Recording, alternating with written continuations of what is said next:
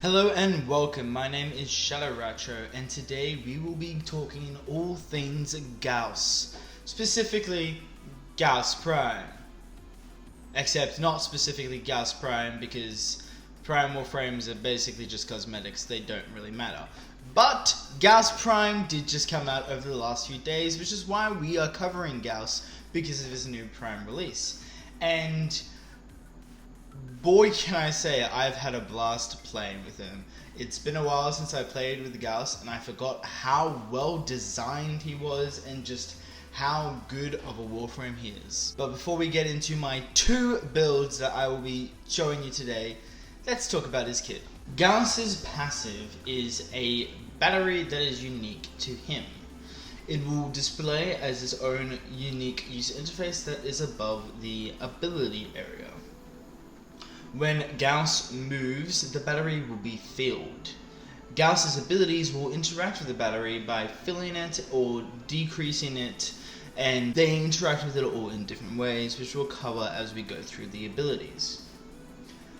Additionally, Gauss will gain 2 buffs from his passive, scaling off the battery level. The first buff is Shield Recharge up to 120%. And the second one is a shield delay reduction up to 80%. The battery normally caps out at only 80%, and you have to activate Gauss's 4th ability to be able to use the remaining extra 20% to use the full 100% of the battery, but we'll talk more about that once we get to it. Mach Rush is Gauss's 1st ability. Tapping the ability will launch Gauss forward. Holding the ability will have Gauss run consistently with increased speed.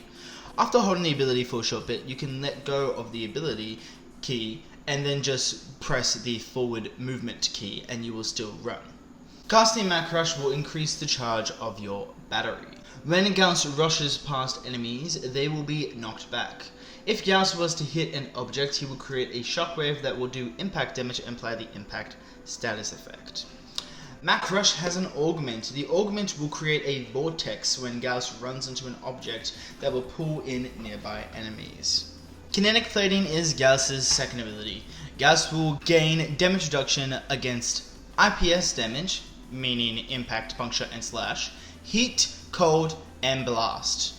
The damage reduction that this ability gives will scale off battery at a minimum of 20% damage reduction all the way to 100% damage reduction against those 6 damage types. However, you will still be able to take damage from the other 7. However, to reach the 100% damage reduction, you must have your full battery, which you will need your 4th ability active. While the ability is active, you will also be immune to impact, puncture, slash, heat, cold, and blast status effects, immune to staggers, and immune to knockdown. The ability will drain your battery over time while it is active. In addition to that, getting hit by enemies will drain the battery by each hit. However, getting hit by the IPS damage, cold, heat, or blast, will also restore some of Gauss's energy. While active, melee hitting enemies will partially fill Gauss's battery. Thermal Sunder is Gauss's 3rd ability and his helmet ability. Casting the ability will create a burst of either cold or heat damage, applying the respective status proc. It will then leave behind a circle that will deal the damage over time. The circle, however, over time will get smaller, and the damage that is lingered within the circle will also decrease along with the circle's size. Tab casting the ability will have the ability to do cold damage. Performing the cold damage, Thermal Sunder, will freeze enemies if the enemies are already affected by the cold status effect. Performing the cold Thermal Sunder will also increase the Gauss's battery by 10%. Hold casting will have the ability to do heat damage. Performing the heat Thermal Sunder will do more damage than the cold one. In addition to that, casting it on enemies that are already affected by the heat status effect will have it deal increased damage. Casting the heat Thermal Sunder will decrease your battery. Casting the cold Thermal Sunder on enemies that are already affected by heat will deal blast damage and pull enemies in. Casting the heat Thermal Sunder on enemies already affected by cold will also do blast damage while pushing enemies away. The damage that the cold and the heat thermal sunder do does scale of the amount of kinetic energy that is stored in Gauss's battery, and the damage that the blaster does scales of how much damage that the heat and the cold thermal sunder do, as well as the lasting status effects that is already placed on them. Gauss's augment for his third ability will give allies within the area either the cold damage buff or a heat damage buff, depending on if he tap casts or hold casts the ability. He can apply both the cold and the heat damage buff to allies at the same time, by just casting the abilities one after each other. Redline is Gauss's fourth ability. Casting Redline will create a shockwave that pushes nearby enemies away. While active, Redline will give Gauss access to his full battery, changing the cap from 80% to the full 100%. While active, Gauss will get attack speed buff, a fire rate buff, a reload speed buff, and a casting speed buff, all for the buff scale of the battery level. The ability will also drain the battery while it is still active. In addition, while Redline is active, Gauss's other three abilities and his passive will all gain buffs. Since you now have access to the full 100% of the battery storage, you can get the full shield recharge and shield delay reduction rate from your passive. In addition to that, Mach Rush will cost half the energy while Redline is active. Kinetic Plating will also allow you to have the full 100% damage reduction while Redline is active, because you have access to the full 100% battery, but it will also give you a 100% melee damage buff and a 100% chance to stagger enemies on melee hits. Thermal Sunder's cold effect will immediately freeze enemies without needing to apply a cold status effect on them. What's more, the Blast Thermal Sunder will armor strip enemies scaling off the battery level, meaning you can have negative power strength and still 100% armor strip enemies. Furthermore, this is a permanent armor strip. Now, the two builds I have for you today are both late game builds. But if you are a pretty new War player, I will be talking about some options you have where you can replace certain mods for mods you might not have, or mods or other stuff that you do not have access to. First of all, let's talk about archon shards. I currently don't have any archon shards to spare on my Gauss, which is why he is blank. But there are definitely archon shards that you could put on him that would improve his performance. I have three options for you. One option is universal, and the other two options are related specifically to one of the two builds I'll be showing. The universal option is an amber shard. Although Redline does buff casting speed, funnily enough, all of his abilities have actually really good casting speed, except Redline, the one ability that doesn't get affected by the casting speed buff. So amber shards for casting speed can still be good.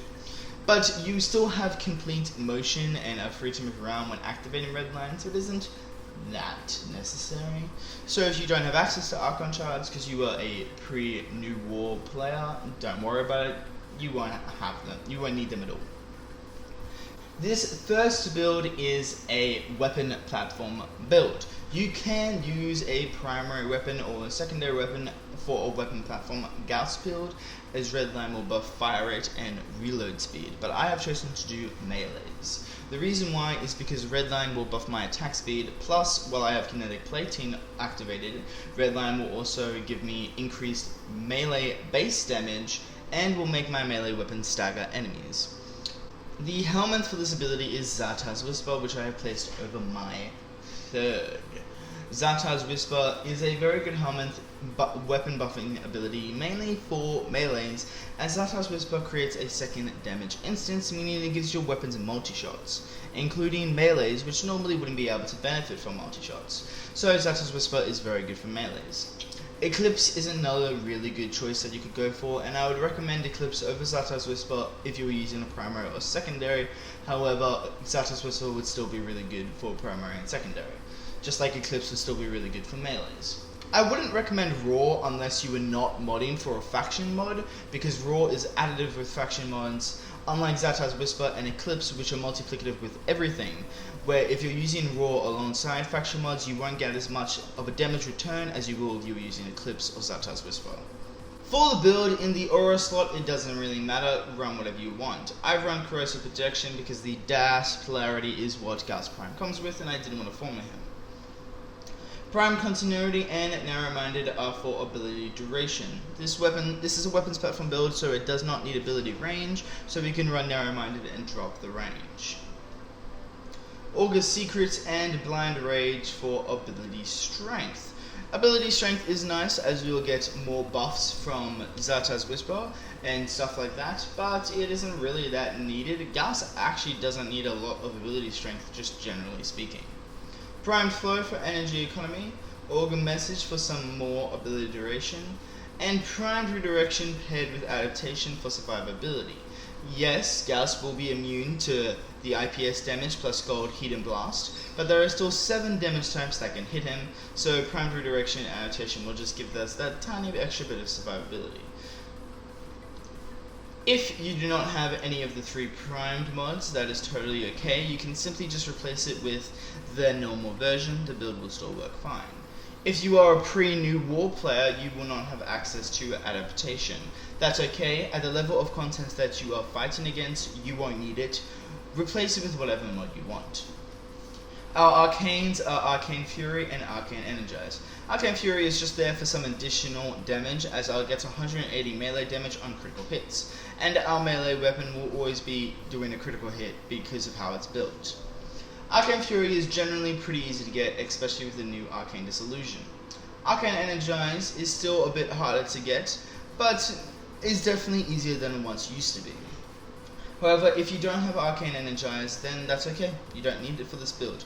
Weapon platform builds don't actually use that much energy because these abilities have a very long duration. 80 seconds, 94 seconds, 80 seconds. So you don't need to cast abilities that much. If you do have these arcanes but they're not max rank, then run them anyway. They'll work, they'll still be buffing you regardless if they're max rank or not.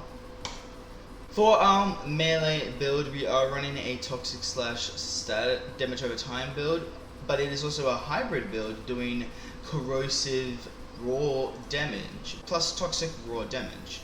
So we have condition overload for our base damage. It's much better than pressure point, as it will give us 80 for each status effect, and it doesn't have a cap. Berserker Fury is our attack speed mod, much better than normal Fury. Weeping Runes for status chance, which will give us 480% status chance at max 12 times combo. Blood Rush, again, will give us 480 critical chance at 12 times combo. Organ Shatter for critical damage. Our faction mod, our Reach. With more reach, more enemies gets hit, meaning more damage output, plus I build combo faster. And our Toxic mod. Melee exposure will give us corrosive damage each time we cast an ability. And the good thing about this arcane is that it doesn't need to be upgraded, as it will give us our still 240% corrosive damage at max rank or unranked. It will just stack up faster the higher ranked it is. If you do not have any of these primed mods, that is totally okay. You can simply run the normal variety. All the other mods on this build are pretty easy to get. However, if you are a pre-New War player, you will not have access to melee arcanes. In that case, just don't run it. You'll be perfectly fine. This build, without prime mods and without melee exposure, will do more than okay against the level of content that you are facing. Diriga is our companion, as we will be using it as our primer. The reason why Diriga is such a good primer is because of Arc Coil and Manifold Bond. Arc Coil is a companion preset that fires out electric pulses up towards enemies every 5 seconds. What the actual ability does, we don't care about. What we care about is that it only has a 5-second cooldown. Manifold Bond will spread the status effects of the Sentinel's weapon onto enemies within the area each time an ability is activated. Furthermore, killing an enemy with 3 or more unique status effects will reduce the cooldown of one of the companion abilities by 3 seconds, meaning all you have to do is kill 2 enemies with 3 or more status effects and Arc Coil is ready to go again. So Arc Coil will be spammed, and each time Arc Coil activates, Manifold Bond will be priming enemies, making it a very good priming setup. Tenacious Bond is there for that 1.2 critical damage buff, as long as our companion has 50% or more status chance, which is obtained in our Sentinel weapon. Tenacious Bond will give us that extra nice critical damage buff. Guardian is for shield gating purposes, as while it's off cooldown, when our shields break, it will completely restore them and then go on cooldown. Regen is so our companion only has a 40-second respawn time instead of a 60-second respawn time, and vacuum is a must-have on every companion build. Since deconstruct is for some nice health orb drops, and enhanced vitality and calculated redirection are just for companion survivability. The Maximus bond is for two reasons. First of all, killing an Eximus will give our companion a bonus damage type, meaning more damage type and status priming from Manifold Bond. Furthermore though, killing Eximus units while our companion is down will reduce the cooldown by 18%, meaning it will come up faster, so it's very useful.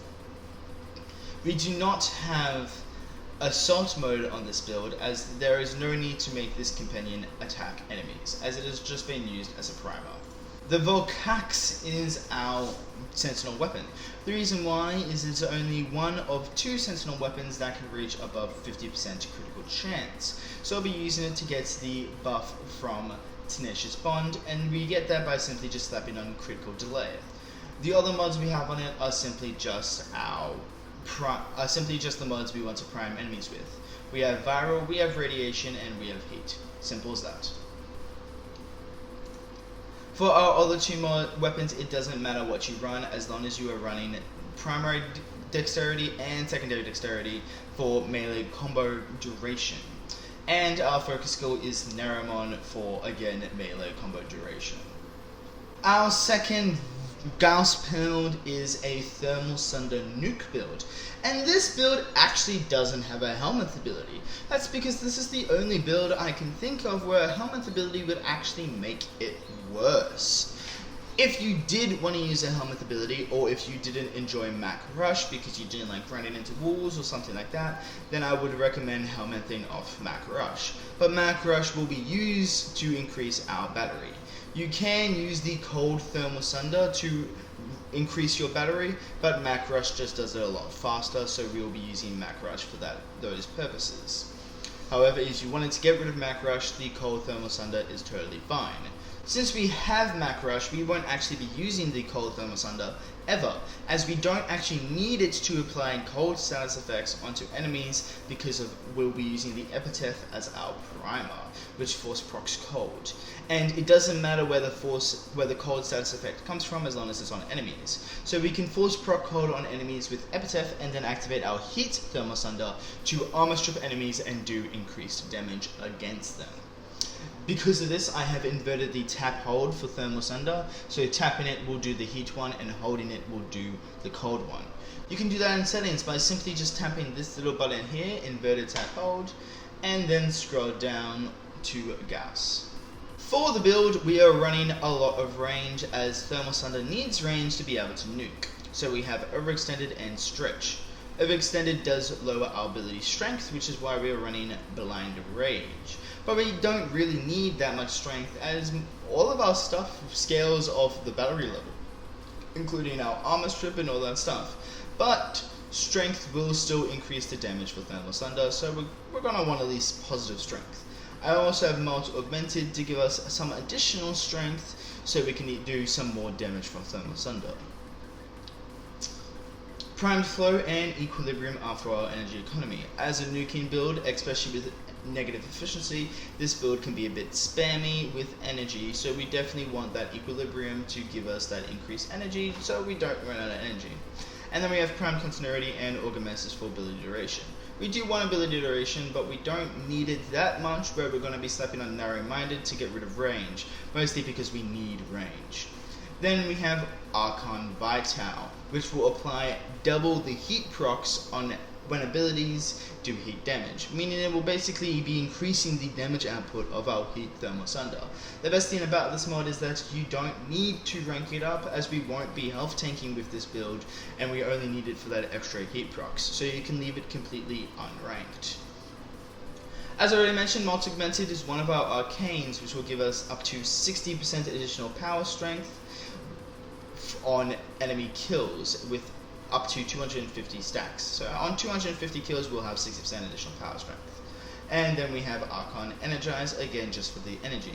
If you are a pre-New War player, you will not have access to multi-augmented. That's fine. Without this build will still be nuking the level of content that you will be doing.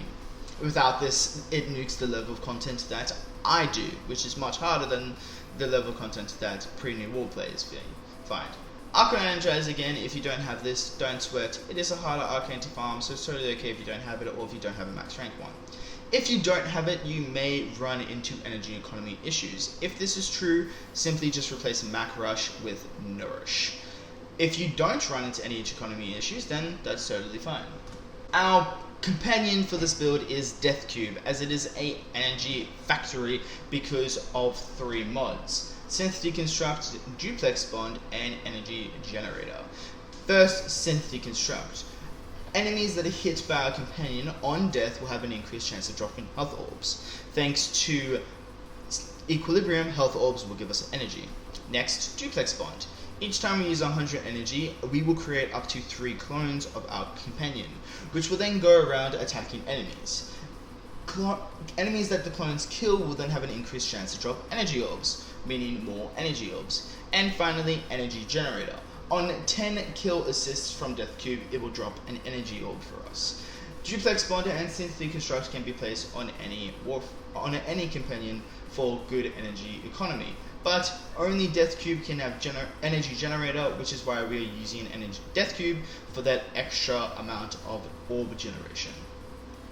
Contagious Bond will make the companion actually do quite a lot of damage, as when an enemy is killed by the companion, some of those status effects that it is applied to it will spread to nearby enemies, meaning this companion build alone is capable of doing some deadly damage.